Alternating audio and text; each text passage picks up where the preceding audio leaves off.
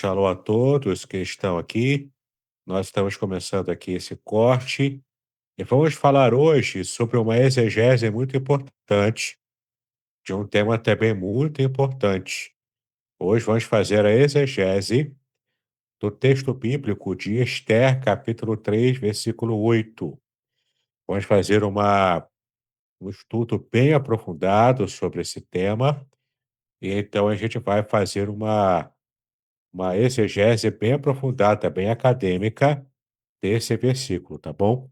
O nosso tema, portanto, hoje é antissemitismo.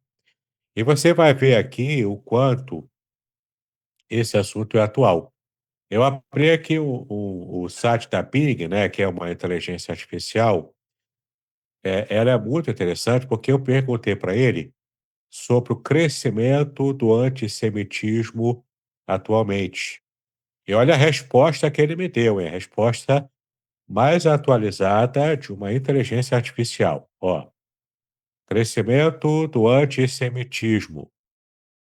O crescimento do antissemitismo no Brasil, aqui no Brasil apenas, tem sido alarmante, com um aumento de 350% nos casos registrados entre 2022 e 2024. Então, em 3 anos, 22, 23 e 24, cresceu 350% os casos de antissemitismo aqui no Brasil só.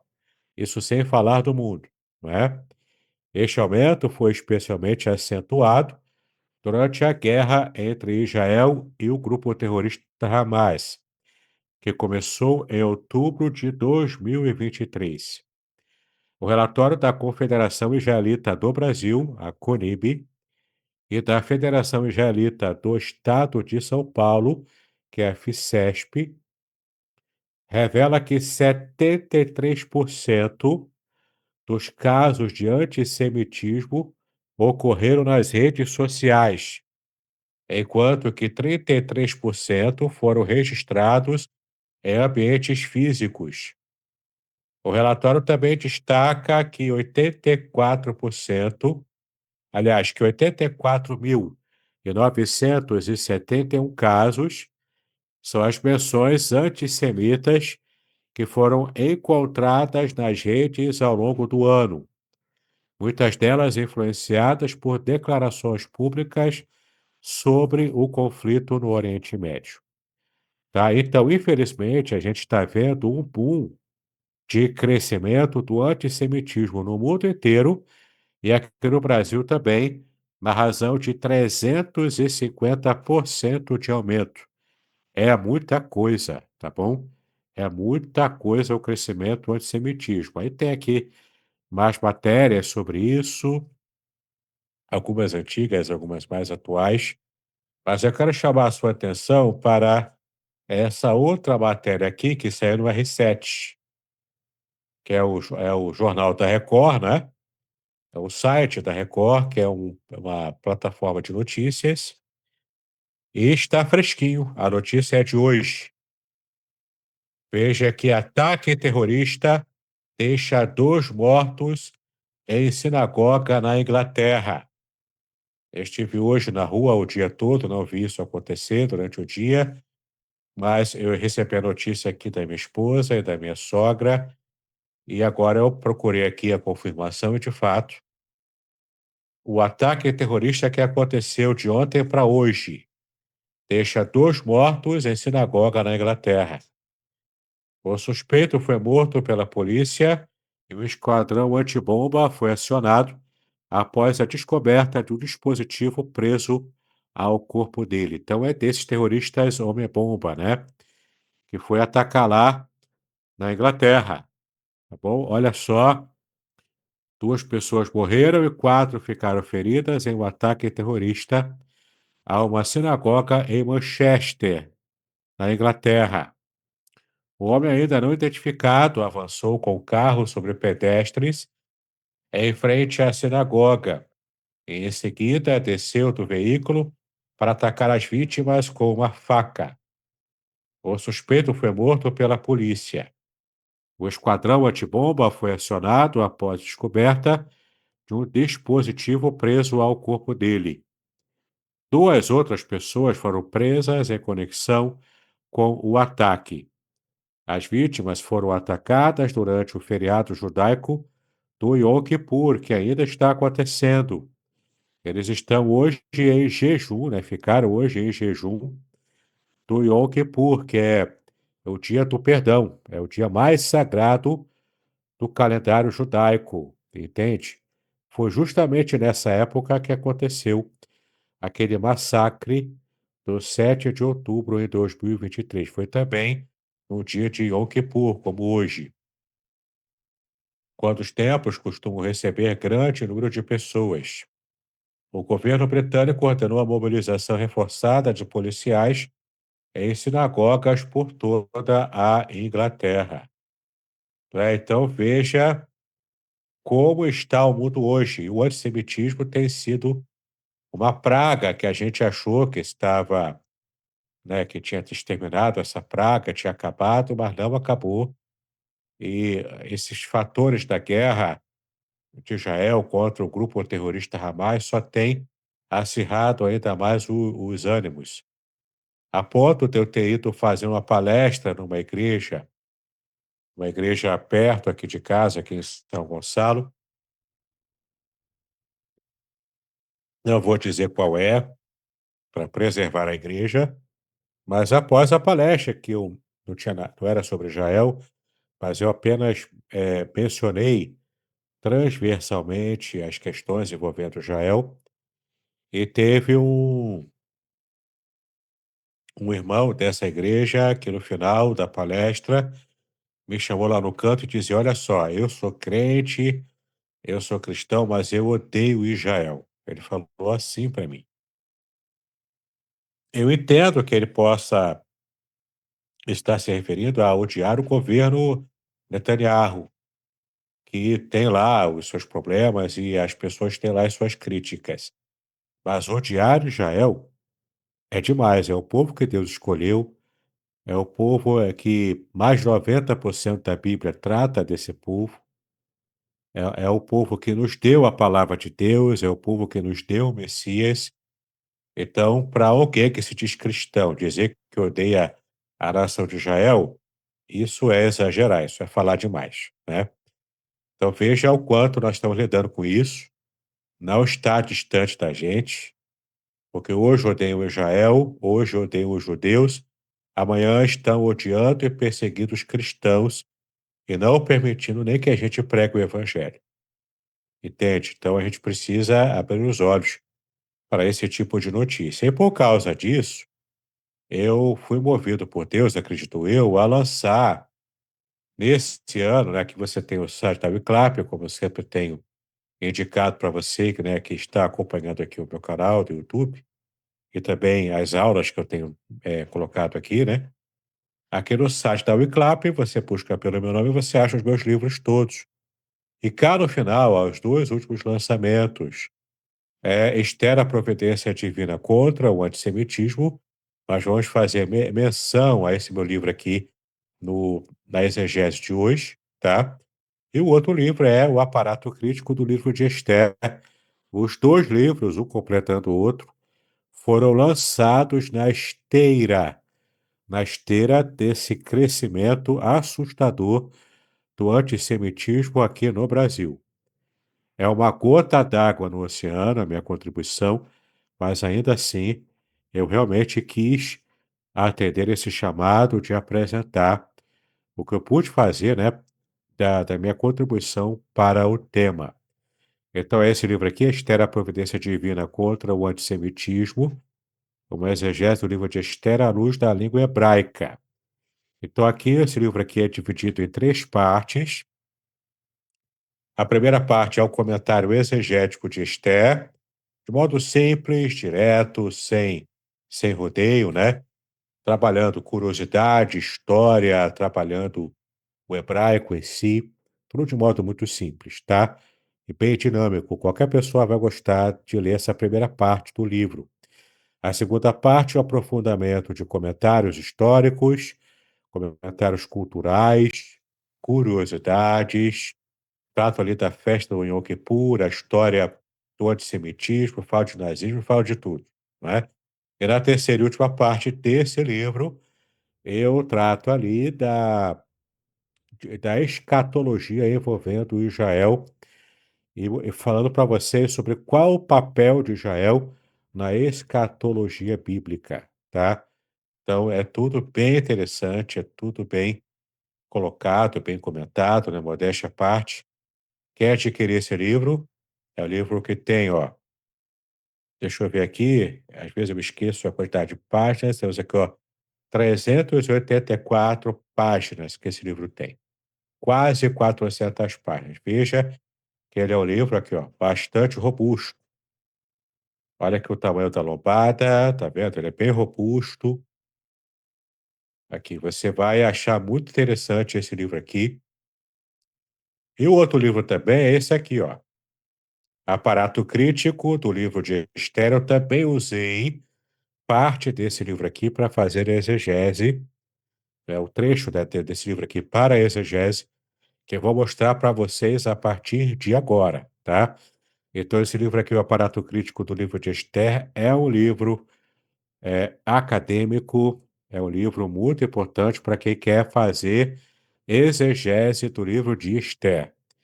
Ele é, portanto, uma ferramenta para pessoas que já têm noção de hebraico e já têm costume de fazer exegese, tá legal?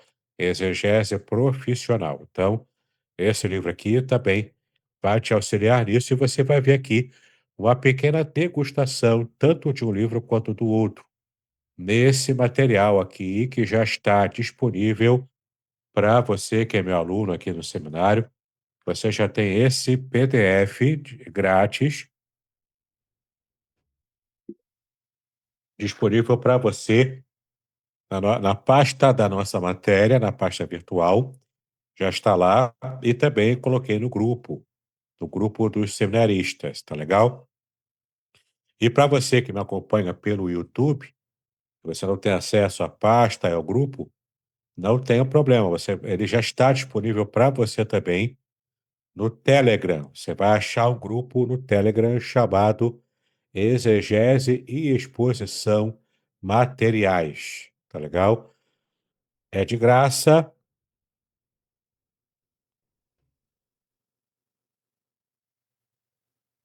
é de graça, é só você estar acessando esse grupo, tá legal? Você acessa esse grupo e então você estará tendo acesso a esse PDF, tá legal?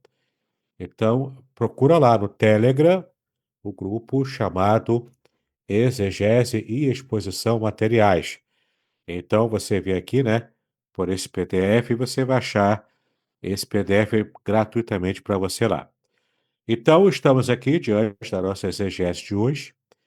Exegese de Esther 3, versículo 8. Amã e o preconceito contra os judeus. Tá legal?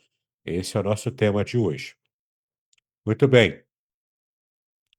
Introdução. Vamos ver aqui, ó. A gente já vai ver o texto já, tá? Esther 3:8 registra o momento em que Amã, visivelmente movido por ódio e preconceito contra os judeus, apresenta a sua acusação a Xerxes, que na Bíblia, né, é chamado de Assuero, ou em hebraico Ahasverosh. O foco desta exegese é analisar as palavras-chave de Amã, que evidenciam a sua hostilidade, entendida à luz do conceito moderno de antissemitismo ou judeofobia. O objetivo é a pesquisa acadêmica, como nós fizemos aqui, tá? Então vai ser bem interessante você entender como que essa exegese aqui vai nos esclarecer sobre essa questão do que chama hoje de judeofobia, mas que também era chamado antigamente de antissemitismo, tá? Muito bem, vamos ver aqui, ó. Análise semântica e morfológica do texto. Então, primeiro a gente vai conhecer o texto, né? Está aqui o texto em hebraico, na Bíblia Hebraica em Cartência, e logo abaixo em português.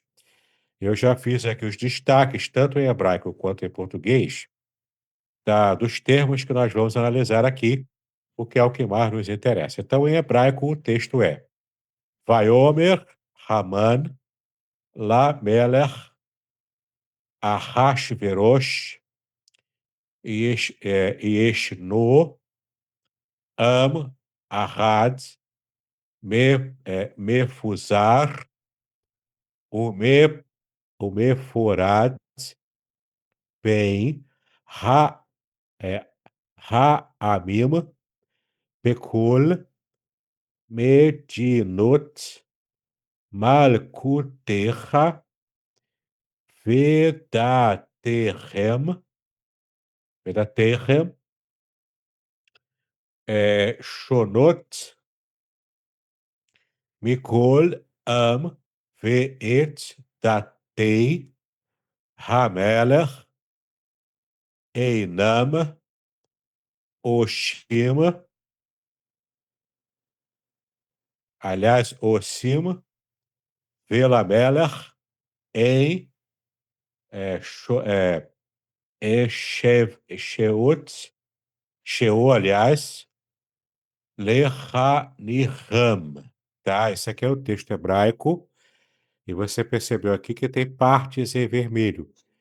E a tradução desse texto que eu li aqui para vocês é: Amã disse ao rei Assuero: há um povo espalhado, disperso entre os povos de todas as províncias do teu reino, cujos costumes são diferentes dos de todo o outro povo, e cujas leis são contrárias às leis de todo o reino, e o rei não deve tolerá-los. Então você tem aqui os destaques, né? Um povo espalhado, disperso, cujos costumes são diferentes, e não deve tolerá-los, tá? Isso aqui é a fala de Amã, o inimigo dos judeus, no Império Persa, também conhecido como o Império Aquemênida, ou o Império Medo-Persa, né? Foi a junção dos medos e dos persas, formando então esse império chamado Aquemênida, que aconteceu no período do final do Antigo Testamento, entre, né, o Antigo e o Novo Testamento, também conhecido como o período intertestamentário. Bom, algumas palavras-chave, então, que nós temos que perceber nos termos originais, para que a gente possa compreender onde vamos chegar com essa exegese. Então, temos aqui um povo espalhado e disperso, como está traduzido na Nova Almeida Atualizada, que a gente leu. Então, temos aqui a expressão ahad, mepusar, umiporad, tá? Que já está aqui transliterado para você também, né? O meforad. Transmite a ideia de fragmentação, portanto, e ameaça a unidade do reino. Então, se é um povo espalhado e disperso, na percepção do imperador, na percepção de Assuero, Ahasverosh, essa denúncia de Amã, né, de que é um povo que está espalhado e disperso, traz essa perspectiva de fragmentação do reino, do império, e, portanto, uma ameaça à unidade desse reino. Então, quando ouviu essa palavra de Amã, Amã escolheu essas palavras de propósito, né, para poder convencer Assuero a estar entendendo, né, e sendo envenenado pela palavra de Amã. E as palavras que aparecem aqui nessa expressão, né, errad, mefuzar, o meforad, primeiro temos a palavra pazar. Pazar, em hebraico, quer dizer ser espalhado. É um verbo, tá legal? Um verbo que está no pual. O pual é um tronco verbal que funciona como passivo do piel. E o PL expressa a ação causativa. Então, temos dois conceitos aqui do verbo, tá bom? Mas vamos ainda estudar verbos mais à frente. Mas já dá para molhar o bico aqui e mostrar para vocês o seguinte, que o poal é o tronco verbal, onde esse verbo aqui, o verbo pasar, ele está colocado aqui nessa parte aqui, ó, mefusar, né, é o verbo pasar, tá? No poal, ou seja, o poal demonstra a voz passiva de um outro tronco verbal chamado piel, tá? Você vê que até a pronúncia é parecida, poal e piel. Então, o poal demonstra o passivo do piel. E o que é o piel? O piel expressa a ação causativa, ou seja, é quando eu causo em você alguma influência para que você faça a ação. Então, por exemplo, se há um crime, né, um crime de assassinato, eu não cometi o crime, mas eu fui o mandante do crime. Eu paguei a alguém para estar usando instrumentos e ser o assassino propriamente, e por ele ser contratado por mim e receber um dinheiro para assassinar alguém. Então, a ação que eu provoquei sobre o assassino, provocando, né, fazendo ele assassinar alguém, essa ação é ação causativa. No hebraico seria assim, tá? Quando eu causo alguém, eu estou influenciando alguém a fazer algum tipo de ação, seja ela qual for. Então, nesse caso aqui, é o ser espalhado, tá? Esse povo foi espalhado. Por quê? Porque está no passivo. Não foi o povo de Israel que se auto-espalhou numa voz reflexiva. A voz é passiva. E o Pierre é a voz causativa, portanto, a ação causativa, né, no caso. Então, eu recebi, no caso aqui, Israel, né, para ficar mais claro para vocês. Israel recebeu a ação que alguém provocou sobre ela, sobre o povo de Israel, para que esteja então se espalhando, entende? Não foi nada voluntário para Israel. Foi algo involuntário. Israel não teve escolha. Ele acabou sendo espalhado. E, e esse ato de se espalhar aconteceu, como o próprio nome diz, né? Veio do latim, significa diáspora, tá? É esse ato do povo se espalhar, tá legal? Então, pasar, em hebraico, ser espalhado, está aqui nos troncos verbais, no tronco verbal do poal. E também está no aspecto do particípio do verbo.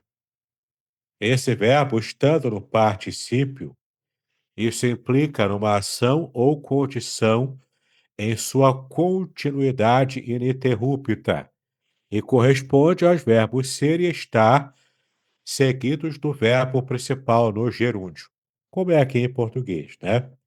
É aquela locução verbal, envolvendo o verbo no gerúndio e o verbo ser ou estar, que é também chamado aqui no português de gerundismo, né? Mas em hebraico isso não é um vício de linguagem, não. Em hebraico é a forma como se apresenta o particípio, tá legal? Também para molhar o bico, apenas vamos estudar verbo dentro do possível ao longo, né? Nossas aulas até no ano que vem. Bom, então você tem aqui o verbo pasar, é ser espalhado, ele está na voz passiva, numa ação causativa, e está no particípio, ou seja, uma ação que está continuamente acontecendo, mesmo lá no Império Aquemênida, no Império Medo-Persa, o povo ainda continuava se espalhando ali. O povo estava ali junto com o restante das outras nações conquistadas pelo Império, inclusive misturadas, inclusive, com os próprios medo-persas ali, né. Todo um grande grupão, mas havia também estratificação social, tá. Havia sim, mas era uma estratificação social menos rígida, pelo menos aparentemente, do que a babilônica, foi muito pior, né, o regime babilônico foi muito pior para o povo, tá bom. E veio depois a conquista de Ciro o Grande, então começa o Império Medo-Persa, e a partir daí começou a ficar um pouco mais favorável à existência do povo de Israel nesse Império Aquimênida, né, no Império Medo-Persa. A outra palavra, junto com Pazar, que também aparece nessa primeira locução aqui em destaque, é a palavra parad, parad, que significa ser dividido. Então, além de ser espalhado, o povo estava dividido também no poal e no particípio também, a mesma coisa. A ação passiva dentro da ideia reflexiva, aliás, da ideia, dentro da ideia do, do Piel, né, que expressa a ação causativa, e no particípio também, uma ação ininterrupta, que começou a acontecer e continua com seus desdobramentos no presente, tá? Então é isso que quer dizer o particípio. Então aqui temos o ser dividido junto com o ser espalhado, acompanhando a mesma análise sintática e também análise morfológica, tá? A outra expressão que aparece é cujos costumes são diferentes. Então temos aqui a expressão Vedatehem Shonot, tá? Então você tem aqui, ó, Vedatehem Shonot. Essa aqui é uma diferença legal e cultural, como argumento de alienação do povo no reino. Então o povo estava espalhado, dividido e alienado. Ou seja, era um povo que era, no argumento dado aqui, né, por Amã para convencer Assuero, era um argumento de um povo que estava causando problemas. Era um povo que tinha problemas só por serem o povo que é. Você veja como ele está inventando calúnias aqui, não é? Porque se você lê desde o começo Esther, você vê que tanto Esther estava bem ambientada, quanto Mordecai ou Mardoqueu, né, em hebraico Mordorrai, ele também estava bem ambientado, eles estavam convivendo bem, tá? A única questão aqui que destoou foi a recusa de Mordecai de estar se ajoelhando em honra a Ramã, não é? Parece até que esse Ramã era careca e tinha toga preta, né? Porque ele era um cara que queria ser adorado quase ali, não é? Ele era o Deus pisando na terra ali. E só pelo fato de Mordecai, né, Mordecai, não querer, não aceitar se ajoelhar para honrar Ramã, pelos motivos que não estão muito claros no texto, talvez até por uma questão também etimológica, não é? Uma questão até histórica, porque Ramã era agagita, era um povo, né, de Agag, o povo de Agag, era um povo historicamente inimigo de Israel. Então, provavelmente tenha sido essa a razão. Então, uma outra razão pessoal que nós não conhecemos. Mas o fato é que Mordecai não quis se ajoelhar em honra a Ramã, seja lá qual for o objetivo do seu coração, né, para não fazer isso. Não era apenas uma questão de adoração ao ídolo, né? Embora talvez Ramã tivesse pretensões de adoração como se ele fosse um deus, né? De fato os reis eram adorados naquele período. Mas a palavra que aparece aqui, a palavra hebraica que aparece aqui, é a palavra dat. Dat, em hebraico, significa decreto, lei, edito, regulamentação, uso, tá? ou também em português costumes, tá bom? É a palavra dat. Então, aqui ele diz o seguinte, que esse povo de Israel, nessa argumentação mentirosa de Amã, né, o povo de Israel ele tem costumes, uso, regulamento, lei, né, decreto, tudo diferente do nosso. É aqui como está aqui, né? Os costumes são diferentes. E esses diferentes aqui, essa palavra diferente, tá bom? É uma palavra que tem a ver com novo. Deixa eu ver se está aqui. Não está. Não coloquei. Mas é a palavra shonot, é novos, tá bom? Ou seja, é um costume diferente porque é novo. É novo, então é diferente de tudo o que eles conheciam. Eles quem? O povo medo-persa, né? O Império Medo-Persa, o Império Aquemênida. Então, eram diferentes porque eram novos. Ninguém conhecia, era estranho para eles, né? Então, veja, Amã, por ódio aos judeus, motivado por um coração doído e dor, daqui, ó, dor de cotovelo, porque Mordecai não quis se ajoelhar para reverenciá-lo, quem sabe até para adorá-lo como se ele fosse um deus, como era o costume na época. Sabe-se lá qual foi esse motivo, né? Então, por causa disso, Ramã criou um ódio a ponto de querer exterminar todos os judeus do império. Não era uma coisa localizada contra Mordecai. Era um ódio generalizado contra todos os judeus. Então, o desejo de Ramã era de extermínio. Isso seria genocídio. E o povo hoje fala tanto em genocídio, barateia tanto isso, na nossa cultura ocidental, que, aliás, o termo genocídio foi criado por um judeu, foi cunhado por um judeu após a Segunda Guerra Mundial, para justamente ter uma classificação para dar sobre o que o Império Nazista, o Hitler havia feito na Segunda Guerra. Então, o judeu cunhou o termo genocídio para denominar historicamente esse fator. Isso é genocídio.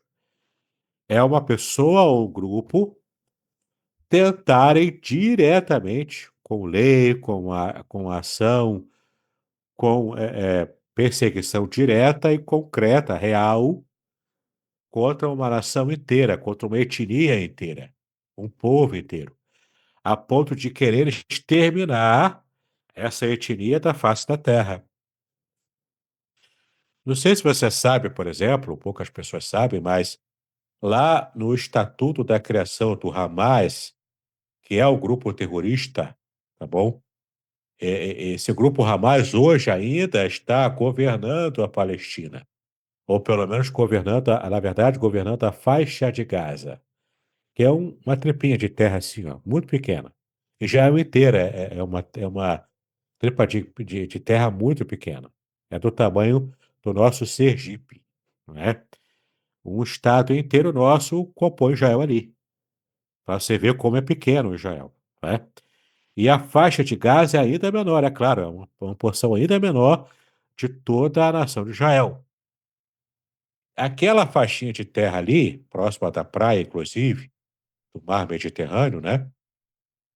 Aquela trepinha de terra ali é governada por um grupo terrorista chamado Hamas, que teve eleição, aquelas eleições maquiadas, né?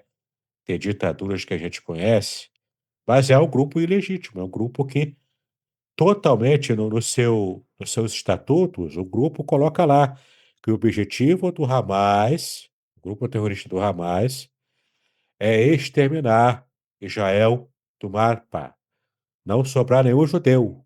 Esse é o objetivo do grupo. Inclusive aquela frase conhecidíssima que eles falam, né?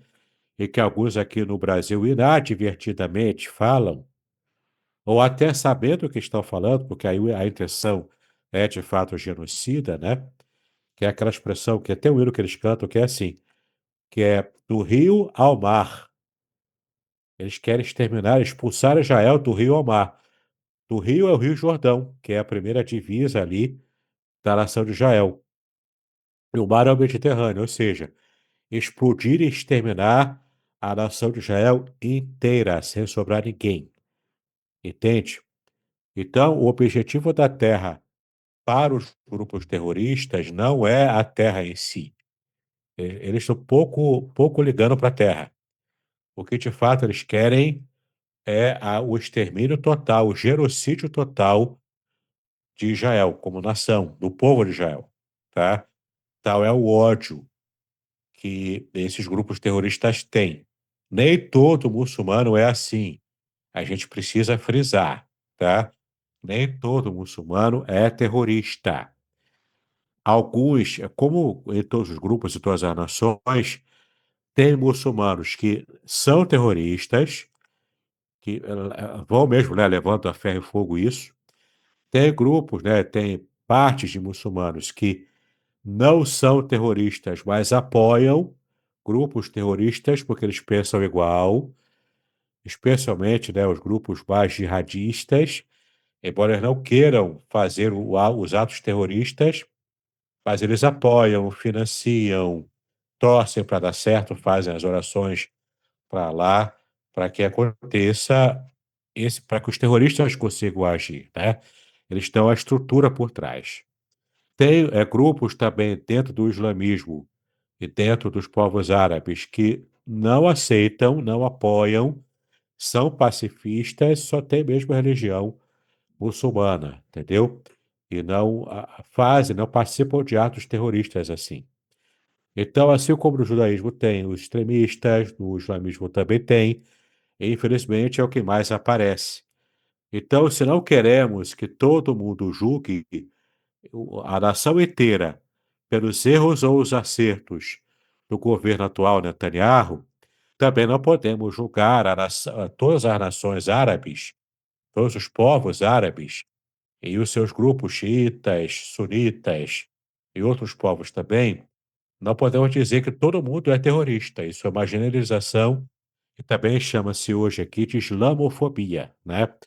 Então, não é para ir para outro extremo também. É para você entender que há vários grupos multifacetados e é importante você, então, levar em conta essa compreensão, tá?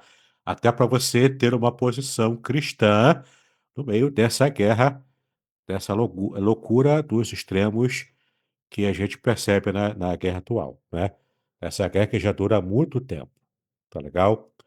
Muito bem, então a palavra "dat" significa esses costumes, essas leis diferentes, porque eram novas, portanto, a motivação de Amã era uma motivação que não podemos falar propriamente de antissemitismo, porque isso envolve o conceito de raça, e o conceito de raça ainda não existia na época bíblica. A raça foi criada depois, justamente na época também nazista. A Segunda Guerra trouxe muitos conceitos novos para a história da humanidade. Tal foi a atrocidade da Segunda Guerra Mundial, né, e do Holocausto nazista. Então, na época bíblica, não há de se falar propriamente de antissemitismo, mas podemos sim falar de uma forma mais até geral, né? Podemos falar desse ódio contra judeus de modo mais geral, e no máximo ali foi o germe do que mais tarde foi evoluído na história e chamando assim de antissemitismo, tá? O Cláudio Barros está dizendo, o pastor Luiz Saião, em seu canal, entrevistou um muçulmano que se converteu ao cristianismo. Sim, eu vi essa entrevista, né? Ele é chamado de o filho do Hamas. O pai dele foi um dos criadores do Hamas. Ele foi criado desse jeito, ele chegou a ser preso em Israel e ele foi, claro, tratado em Israel como um prisioneiro, né? Nenhum prisioneiro é feliz estando preso, mas ele pelo menos teve um tratamento humano. E ao comparar o tratamento que os do Hamas fazem contra os seus presos e o tratamento que Israel deu, ali ele pôde ouvir falar, inclusive, de Cristo, porque lá em Israel, diferente dos países árabes, lá existe liberdade religiosa naquela região. Aliás, Israel é o único país do Oriente Médio que tem liberdade religiosa, que tem liberdade de um modo geral. Só para vocês terem uma ideia, a maior parada gay do mundo acontece em Tel Aviv, a capital secular de Israel. Entende? A maior parada gay é lá. Um contraste assim gritante contra os países árabes que torturam e matam gays. Entende? Enquanto os gays aqui do Brasil, os Estados Unidos do Ocidente, ficam levantando bandeira da Palestina lá e gritando lá contra Israel, coisa e tal, enaltecendo a cultura islâmica, se eles forem na condição de gays para países islâmicos, eles não duram uma semana. Eles são presos, torturados e mortos até em praça pública. Alguns jogados de prédios altíssimos, para coibir a prática homossexual lá. Entende? Israel é o contrário disso, ele tem liberdade até para isso. Entende? Então, os povos muçulmanos radicais, eles chamam os Estados Unidos de o grande Satã e Israel de o pequeno Satã. Então, é o ódio que eles têm contra tudo que representa o cristianismo, o Ocidente e as liberdades que nós tanto amamos, né? Então, esse é um caso muito sério. Se eles conseguissem, não vão conseguir nunca, a gente crê. Agora é a fé que está falando, né? É a fé em Deus. Mas se eles conseguissem exterminar mesmo Israel do mapa, do rio ao mar, como eles pregam e cantam, o mundo deixaria de ser um planeta seguro. Deixaria de ser, inclusive aqui no Ocidente. Entendeu? Bom, quem está falando aqui é a Michelle. Shalom, estou com estabilidade na internet. Ok, beleza, Michelle. Quando você puder, com mais calma, assiste depois da nossa aula na gravação, tá bom? Muito bem, então vamos continuar aqui, ó. A expressão não deve tolerá-los, que a mãe fala também no versículo, né? É o imperativo de eliminação. A expressão em chover, né? E também tem aqui a outra palavra que eu esqueci de transliterar, que é a palavra lechaniham, tá? Lechaniham. Ou seja, indica o desejo de extinção ou exclusão do povo inteiro. Então, você já vê aqui que é o germe do que mais tarde se desenvolveu e chamamos de antissemitismo. O extermínio, o genocídio, também é uma outra palavra que a gente criou depois, né, no mundo, é o extermínio total do povo judeu. Essa era a intenção de Ramã, tá bom? Aqui, Esther, o livro inteiro de Esther. Então, a expressão el, que é o advérbio de negação, né? Não. Aqui a palavra shavá, que significa colocação, ou seja, é um verbo na ação simples do kal, no particípio também, uma ação que começa e tem os seus efeitos em cadeia, né? De modo ininterrupto. Então, shavá, portanto, é o povo que não merece ser colocado de modo ininterrupto, não deve ser tolerado. É um povo, portanto, né, que deve ser exterminado da face da terra. Veja a intenção maligna de Amã, né? Temos aqui a palavra Yanar, né, com o ret no final, que significa o verbo permitir. O refil é a ação causativa do kal. Ele também está no infinitivo, que é empregado como um verbo para enfatizar a ideia verbal, tá? Então, Ramã falou com requinte de crueldade e ênfase, dizendo que o imperador, o rei lá, o rei Ahasverosh, da Assuero, ou Xerxes I, não deveria tolerar ou deixar o povo conviver com as outras nações ali junto, todo mundo junto no Império Aquemênida. Você vê então que a intenção é genocida, entendeu? É diferente do que o pessoal fica gritando nas ruas aí, chamando de genocida, gritando, xingando, dizendo que todo mundo é genocida, coisa e tal, né? Ora, bola, se todo mundo é genocida, ninguém é genocida. Isso banaliza o termo, banaliza uma coisa muito séria, uma atitude muito séria, né? Então, genocida é esse que propositalmente quer exterminar a nação inteira. A Amã tinha intenção genocida. Hitler teve. Qualquer um outro imperador, né, da história da humanidade, outros países que existem ainda hoje, se querem exterminar um povo inteiro, são genocidas. Povos cristãos lá na África sofrem tentativa de genocídio todos os dias. Perseguição, tortura e morte. E a mídia mundial não dá ideia para essa notícia. Entendeu? Então, isso é coisa muito séria. Qualquer um que acompanha aqui o ministério, né, da igreja perseguida, a igre o ministério Portas Abertas, que trata da igreja perseguida, sabe o quanto a taxa de morte de cristãos, de perseguição, de tortura, é muito alta em certos países que são ou de fé muçulmana radical, ou países também que reina o comunismo, reina o socialismo e toda a teoria marxista, né, que esses países acabam abraçando.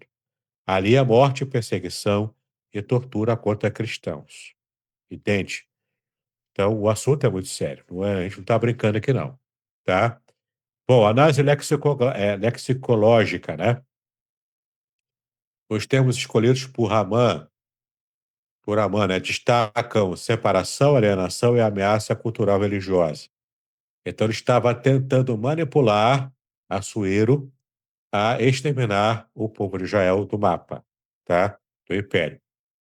A sintaxe e escolha dos adjetivos intensificam o caráter discriminatório do discurso. Então, verbos, adjetivos, todos eles estão demonstrando a intenção por trás de Amã, que essa sim era uma intenção genocida, tá bom? Análise literária agora, ó, estrutura, o discurso de acusação e narrativa histórica, destacando o antagonismo de Amã. O estilo do texto, a prosa narrativa com ênfase persuasiva. Portanto, temos aqui a argumentação, tá bom? Amã busca manipular o rei com linguagem jurídica e social. Mentindo, claro, né? Exagerando e mentindo para o rei. Recursos literários, repetição de termos negativos, paralelismo também, né? Paralelismo para poder reforçar a ideia, contraste entre eles e todos os outros povos, e, portanto, é o paralelismo antitético, manipulação do nós contra eles. A conhecida nossa tática de você manipular a opinião pública com o nós contra eles, tá? Essas duas polarizações. Já desde o mundo antigo se fazia isso, não é coisa nova, né? Veja de onde veio, né? É uma ação bem satânica mesmo. Vê lá do mundo antigo essa atuação satânica. Análise histórico-cultural. O contexto persa, tá? Xerxes e a administração de um império multiétnico para os povos conquistados, sendo misturados ali junto com o povo medo-persa, né? O povo aquemênida. A diversidade, então, era vista com suspeita, já que tantos povos misturados, né? E essa era a tática de aculturação feita por Xerxes, antes dele mesmo, né? Feita por Ciro, o grande conquistador Ciro. Então, você percebe aqui que essa tática de mistura, de miscigenação, mas mesmo assim havia, preconceitos étnicos contra, essas culturas tão dispares e tão diferentes. Então, Amã usa isso para poder envenenar o coração do rei contra Israel. Tudo porque, Mordecai não quis se ajoelhar perante Amã. Tá vendo? Como é que uma pessoa, eu acho que Amã era psicopata, entendeu?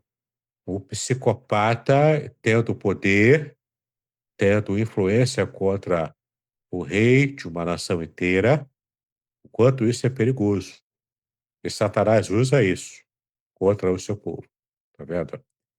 Então, Amã, descendente de Agag, que é o Agag era o amalequita, era o rei, né, de Amaleque, o inimigo histórico de Israel.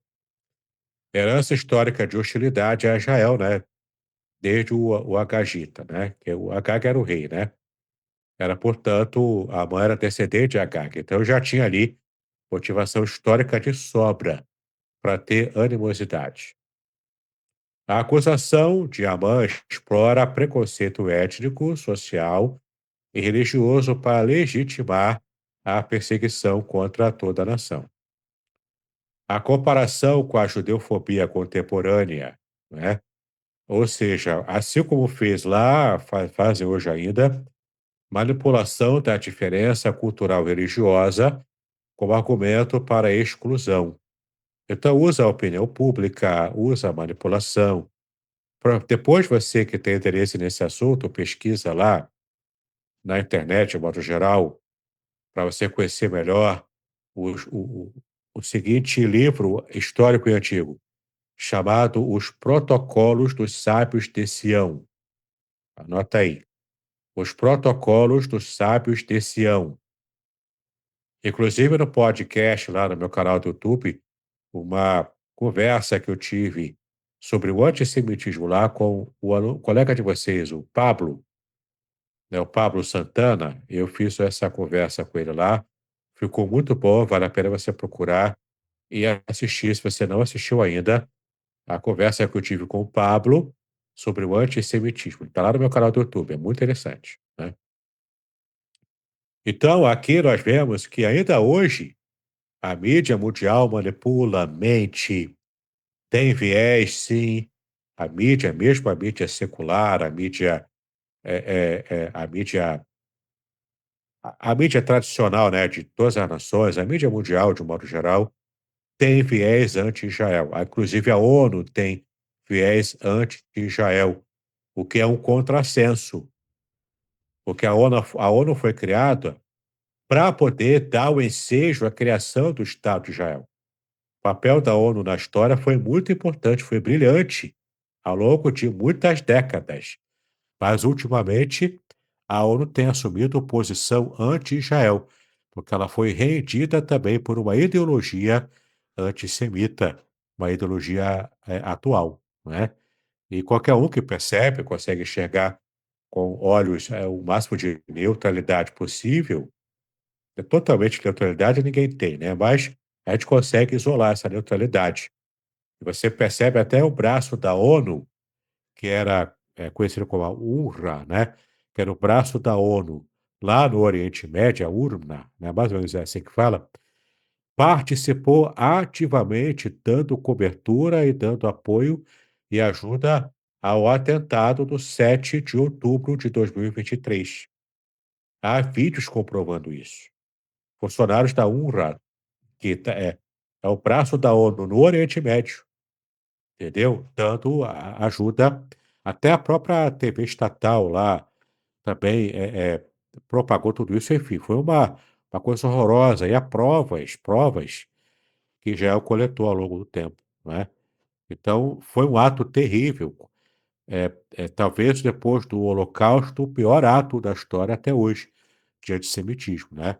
Depois do Holocausto, é claro, porque o Holocausto ele é maior em atrocidade e também em quantidade, né? 6 milhões de judeus foram mortos e exterminados nos campos de concentração nazistas, né?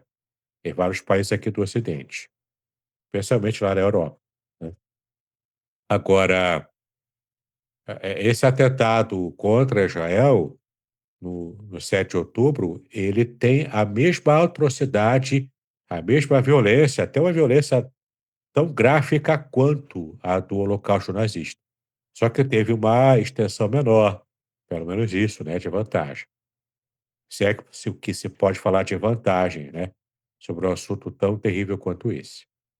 Mas o fato é, a mídia mundial, a ONU, os povos têm, assumido o papel e atitudes antissemitas, tá bom? Não é à toa. Tem muito dinheiro mundial aí que esses grandes impérios do petróleo lá do Oriente Médio e outros grupos também, narcotráfico inclusive, financiam esse tipo de viés, tá? Não é à toa, tem interesse em tudo isso. Não existe terrorista grátis, tá? Terroristas não são grátis, eles recebem alguma vantagem nisso, mesmo que seja vantagem religiosa ou social apenas, né? Bom, contexto, crítica textual. Aqui está tranquilo, o texto maçorético, os manuscritos hebraicos são uniformes nesta perícope, nesse versículo. Não há nada que seja relevante em termos de crítica textual. Esse aqui é o trecho do meu livro, A Crítica Textual do Livro de Esther, tá? Eu copiei esse trecho aqui para trabalhar perícope, não é? Tá aqui a bibliografia, das páginas 84 e 85 do meu livro. Então, você pode ver aqui que não há nenhum problema relevante, mas há algumas curiosidades aqui, tá? Então, você tem aqui, ó, é tudo, até comparando com a Septuaginta, povo é Laos, né? Temos aqui a Diaspargemnos, né? Que é a diáspora, né? Daqui surgiu a ideia da diáspora, que veio do grego e depois passou para o latim e daí para o português, né? Então você tem aqui o contexto, curiosidades. Temos uma citação de João Calvino: Amã caloria por ódio. Temos o método Pardes, que é o método que pega a exegese rabínica, né? Lá no livro você vai entender. Tem os níveis de interpretação. Tem o Pshat, que aqui é o sentido de difamação. Remes, que é o isolamento judaico, que aprofunda um pouco mais. A Drash, que é com respeito às fidelidades às leis. O Drash era as parábolas, né, do mundo antigo, lá da cultura judaica, chama-se Drash. Também Midrash, né? São comentários homiléticos. E tem o nível Sod, que é o nível esotérico, né, de segredos esotéricos. A palavra aqui é a palavra Am, que é povo, comunidade divina, aqui é apenas uma percepção, né? O Midrash de Esther Rabá 3.8, é um comentário da tradição oral, né, dos rabinos, chama-se Midrash, tá? Esther Rabá é o livro, né, de Esther, o comentário a Esther, que diz que leis diferentes são Torá. As leis diferentes que os persas perceberam e ficaram com, que no caso Amã, né, usou como argumento para poder fundamentar a perseguição aos judeus, para a perspectiva judaica é a própria Torá, né? É o Pentateuco, é a Torá de modo geral, tá? Temos outras referências, algumas poucas variantes, mas nada muito relevante, né? De modo geral, está coeso, dentro da crítica textual, tá? O Targum é o comentário de Esther em aramaico, também é completamente idêntico, a Peshitta e a Vulgata também seguem o texto massorético. Então não tem nada assim de crítica textual que seja propriamente relevante. Está tudo muito coeso, né? Bom, na análise teológica, a gente pode perceber aqui que esse versículo, esse único versículo, né, e até ser PDF é pequeno, tem 4 páginas só. Mas veja o tanto de explicação que eu já consegui. E antes de fechar esse material, eu ainda quero mostrar para você uma ferramenta extraordinária, ferramenta nova que você vai ficar babando e é de graça, tá legal? Fica ligado até o final. Então, ó, análise teológica. O episódio mostra a providência divina em oposição à intenção humana. A intenção aqui humana era de extermínio, né? De Amã. Deus preserva o povo escolhido mesmo diante de acusações injustas, como essas acusações aqui, né? A temática nessa análise teológica é, claro, não deixa de ser a soberania de Deus sobre a história e a resistência contra o preconceito e o ódio racial étnico, né? Que é o que a gente percebe aqui, né, lá desde a época bíblica. No comentário geral, eu coloquei aqui o seguinte: a mão utiliza termos estratégicos para criar percepção de ameaça dos judeus. Palavras como espalhado, diferente, leis contrárias revelam preconceito étnico e religioso. A narrativa evidencia como o antissemitismo é sistematizado por meio da linguagem. E a providência divina protege Israel, mesmo quando a política humana busca a exclusão. Então, não sejamos inocentes, entendeu? Quando esses povos aí anticristãos querem mexer na linguagem, inventam linguagem neutra, ou esse politicamente correto, e você não pode falar isso, não pode falar aquilo, porque palavras machucam, e então se a pessoa se alguém que é mulher, que acha que é homem, e eu chamo de mulher, ou uso o pronome feminino, olha, tá acabando comigo, né? Tá acabando com a minha pessoa, como isso é uma afronta para mim. Tudo isso é calculado, é como diria o Chapolin Colorado, os movimentos são friamente calculados. Usam a linguagem para manipular, para servir a um ideal que é um ideal anticristão. Então, não sejamos ingênuos, tá? Se eles fazem tanta questão da linguagem, é porque a linguagem importa. Então, não cabe a gente ceder a esse tipo de ação contra a nossa fé, entendeu? Claro que também não vamos entrar nesse outro extremo, que eu estou vendo aí um monte de gente que se diz cristão falando palavrão direto, na internet, no público, em público, né? Até na igreja. Já vi gente orando e na oração falando palavrão. Então, não é para esse extremo que a gente tem que chegar, não é? A nossa linguagem, como cristãos, tem que ser uma linguagem polida, tem que ser uma linguagem que gere edificação, seja uma linguagem que edifique pessoas. E o palavrão não edifica, não é? Mas também não é ir para o outro extremo, né? De querer ser politicamente correto, e olha, né, como fulano usou o pronome diferente do que eu queria, ó, o mundo acabou por causa disso. Também não é desse jeito, né? O povo exagera também, tá bom? Trecho aqui do meu livro, do meu comentário mais geral, de Esther, não é? E a ação divina contra o antissemitismo. Então, novamente, a perícope, veja como eu comentei no meu livro, né? Aqui é o versículo, eu coloquei só essa parte aqui, né? Disse Amã, o rei Assuero, existe um povo espalhado e disperso entre os povos cujas leis são diferentes.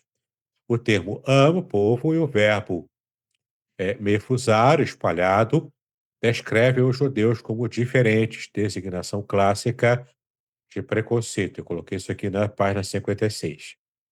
Na 57, na página seguinte, eu coloquei: dizer que os judeus têm leis diferentes é o mesmo truque usado contra minorias ao longo da história, tá?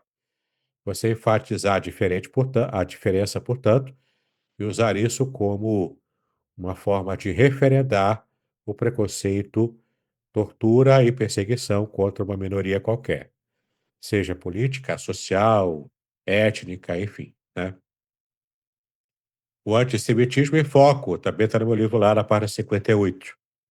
Aqui o preconceito contra os judeus mostra os dentes, porque ao longo do meu comentário foi construído versículo a versículo, parte a parte, a evolução do que seria esse conceito do antissemitismo ao longo do livro de Esther. Não começou pesado como aqui no capítulo 3, versículo 8, mas ele foi aos poucos dando o ar da graça.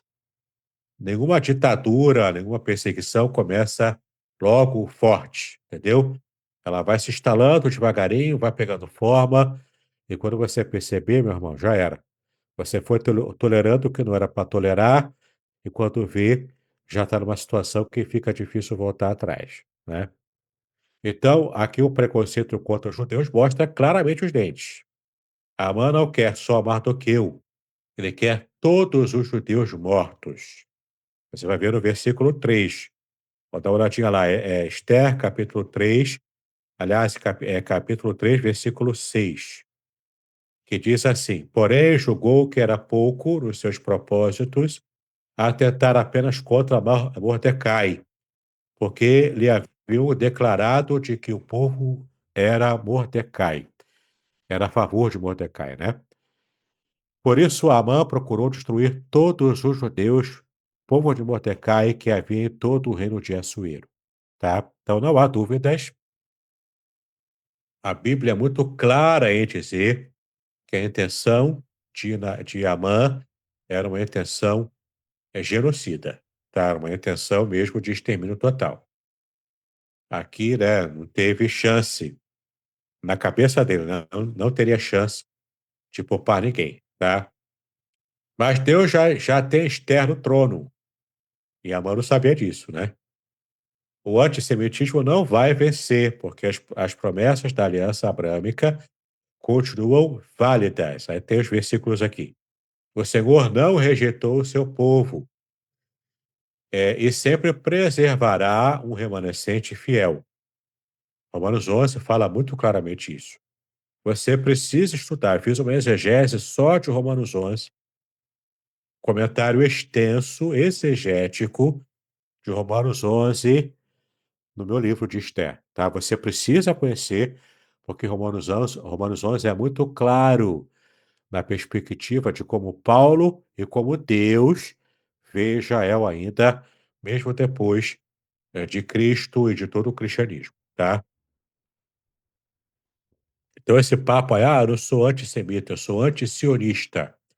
Isso é papo de antissemita também, tá? Então muito cuidado, tá bom? Muita calma nessa hora, como o pessoal diz, né? Por que todo esse ódio? Porque os judeus são diferentes, entre aspas. Um povo que não se curva aos costumes gentios. Esse ódio é o mesmo que vemos na história. Culpar uma minoria por tudo. Culpa alguém por tudo. Uma minoria, culpa uma pessoa por tudo. Entendeu?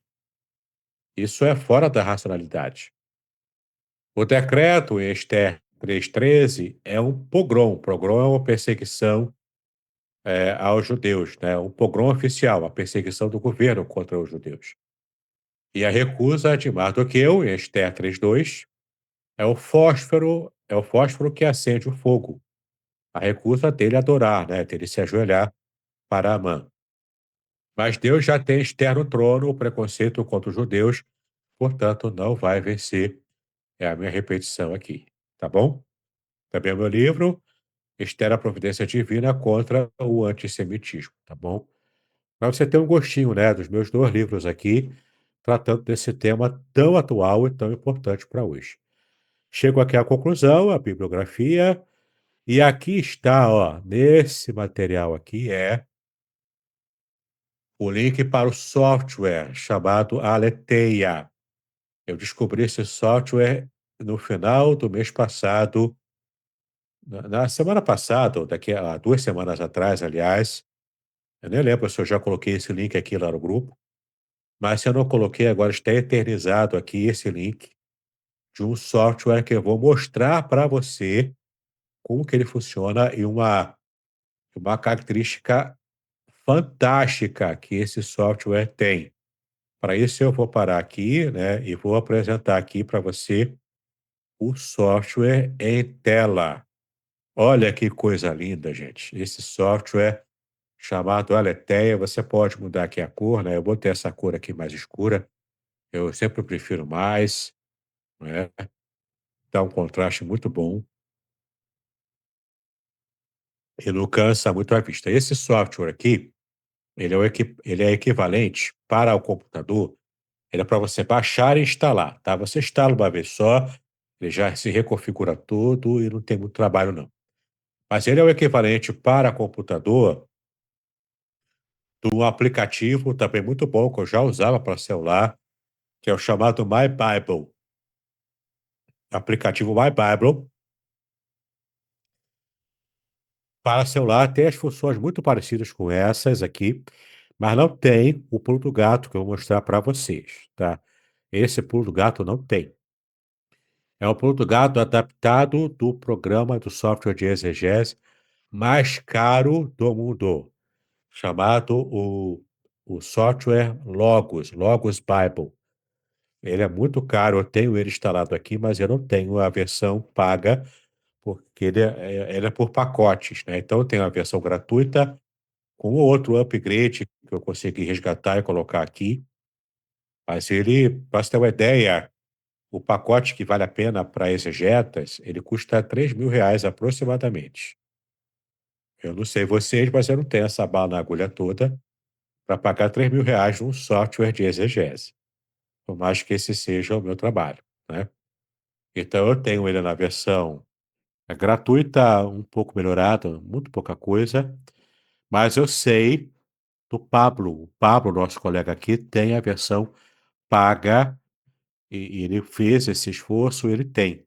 Eu vou até combinar com ele para ver se ele pode entrar numa quinta-feira na nossa aula para nos mostrar aqui ao vivo e a cores como é o Logos, tá? E os recursos que o Logos tem. Ele é bem caro, mas ele aparentemente justifica esse preço todo, tá? Mas ainda não criei coragem para dar meus pulos aqui e conseguir esse software, porque ele realmente é bem puxado, né? Bem salgado. Mas vamos para o que o Aletheia nos apresenta. Eu tenho mostrado para vocês vários softwares, né? Eu mostrei para vocês o The Word, mostrei para você o BibleWorks, aí várias versões. E agora eu quero mostrar para vocês o Aletheia, tá? Você instala, ele já vem lá, você reconfigura, ele é muito bom. Porque olha só, você abre aqui a passagem, Esther 3, e você tem o capítulo inteiro aqui. Quando você bota aqui na versão ARA Plus, ARA+, né, o ARA Plus, é realmente a revista e atualizada com os números de Strong, que você já conhece bem, você já sabe qual é, com os Strongs. Mas aí vem o pulo do gato. Isso aqui tem na Logos, pago, caríssimo. Mas o Aletheia traz o pulo do gato. Esse detalhe, ele traz de graça pra gente. Olha que show de bola. Então, eu estou aqui no capítulo 3, versículo 8 de Esther. Naturalmente, o texto na Ara, não é? Então disse Amã, o rei Assuero, existe espalhado disperso entre os povos, em todas as províncias do teu reino, um povo cujas leis são diferentes das leis de todos os povos, e que não cumpre as do rei, pelo que não convém ao rei tolerá-lo, tá? Já sabe, já conhece o versículo. Aqui do lado você tem esse mesmo versículo aqui em várias versões, o Almeida 21, para comparação, né? A própria Ara, que já está ali, Arc, né? Que é a revista corrigida, Nova Almeida atualizada, Nova Bíblia Viva em português, NVI, NVT, tradução brasileira em português, versão fácil de ler na Bíblia, Almeida Melhores Textos, perdão, é a mensagem, King James atualizada, Bíblia Hebraica Sefer, que é uma versão judaica, está aqui. Almeida, recebida, né, que é o do texto Receptus. E a TBFC, que é Difusora Bíblica dos Franciscanos Caputinos, né, a Bíblia Católica. Então, você faz comparação. Sei que você já tem no The Word, né? Não é esse aqui que é o pulo do gato. O pulo do gato é outro.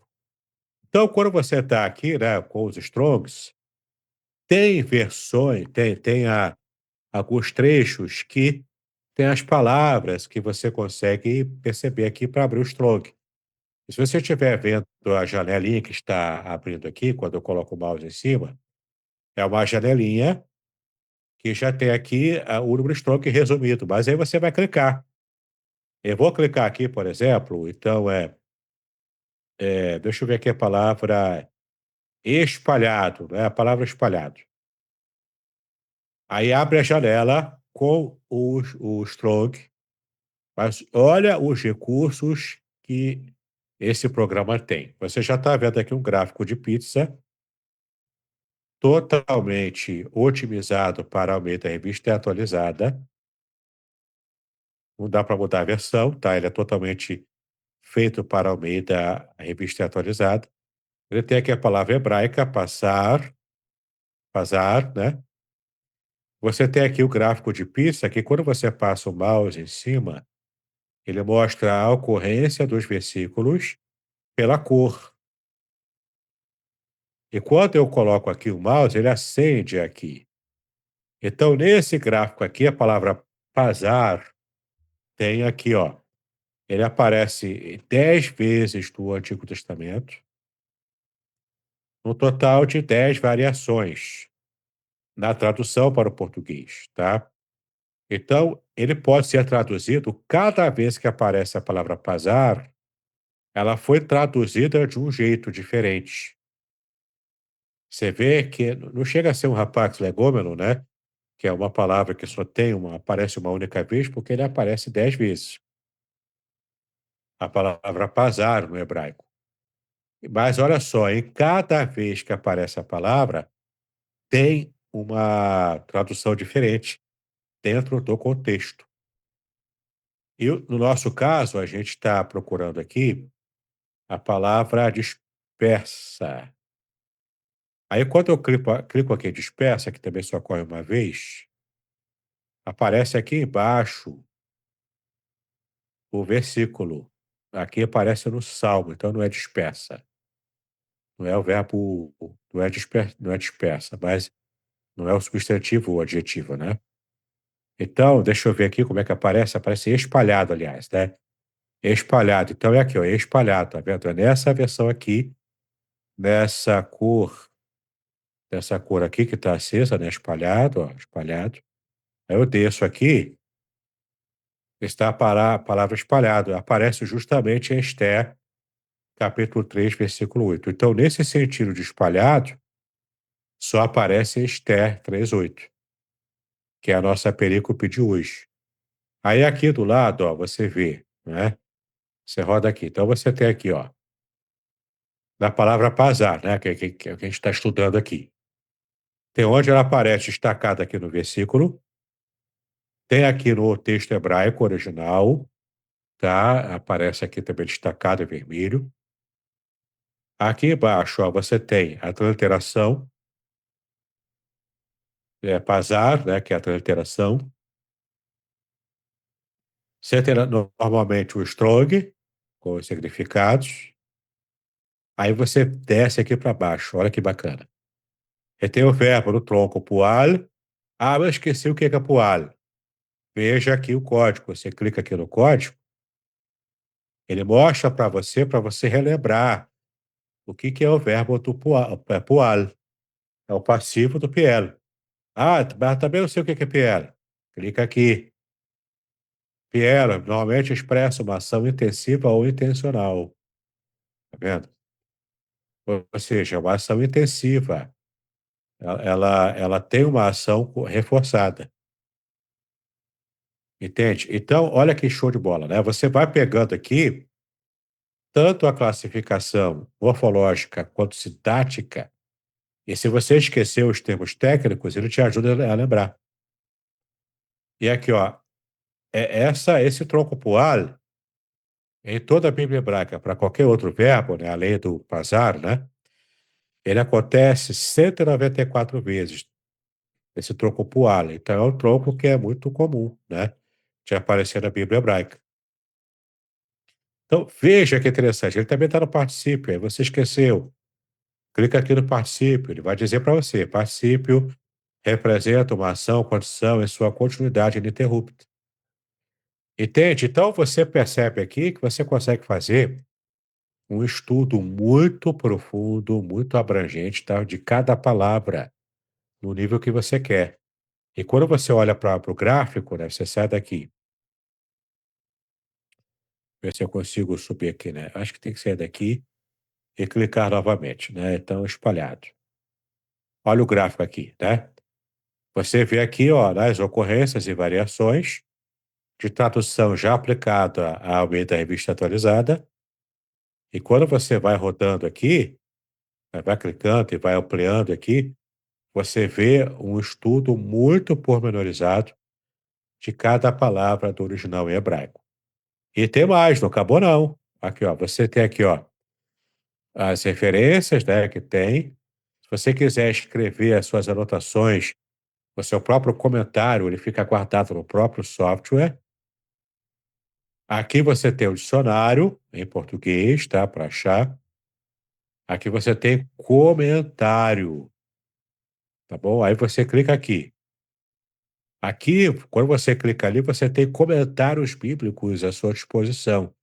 Esse aqui é o comentário de Warren Wiersbe. Ele é conciso. Aí você clica aqui, tem o comentário de Moody, o Wesleyano, Barclay, Champlin, né, tá lá do Champlin, John MacArthur, o comentário da versão inglesa, tudo traduzido para português, tá? Comentário de Beacon, Diário Viver, Francis Davidson, né? Para ter o nome desse tem que ser bom. A Bíblia de Estudo, palavra-chave, está aqui também para você ampliar o seu estudo de cada palavra-chave dessa, no Strong. Veja o tipo de riqueza, né, que você tem. E se você quiser ver na versão PDF, também, ele faz aqui na versão PDF para você ver, né? Pode fazer busca, enfim, fazer também as suas próprias anotações. Então, veja o quanto é fantástico. Aqui, isso aqui é o dicionário da Bíblia de Almeida. Olha o que está aqui, né? Dicionário de Almeida tem o dicionário português e o de Jesus e os Evangelhos. Vou ficar na Almeida mesmo. Então você tem Assuero, quem foi Assuero, quem foi Amã, palavra rei, reino.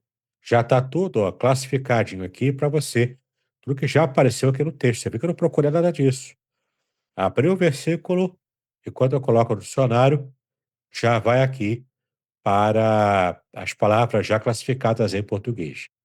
Veja que riqueza você tem, facilita, agiliza o seu trabalho e amplia o escopo da sua pesquisa, tá bom? Michele Furtado, interessante, gostei, muito bem. Então, fica aí a dica para você usar esse software. Já coloquei lá no PDF o link, mas se quiser eu mando de novo lá para o grupo. Você já baixa, já instala aí, já bota no teu computador e faz seu estudo bíblico aí, muito avançado, tá bom? Para você.